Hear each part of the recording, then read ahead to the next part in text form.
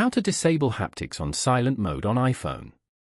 To get started, first of all go ahead and open up the Settings application on your phone. Once you're here, scroll down and tap on Sounds and Haptics. On this page, you can view and manage your phone sound and haptic settings. These settings allow users to customize both the audio feedback and physical vibrations, also known as haptics, for various actions and notifications.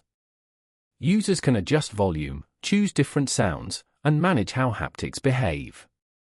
Haptics can be enabled or disabled for the keyboard, system controls, and specific alerts. Here, go to the ringtone and alert section at the top and go to Haptics. Now, select Don't Play in silent mode. This means that haptics will not play when iPhone rings or receives an alert while in silent mode. Following these steps, you can easily disable haptics on silent mode on iPhone.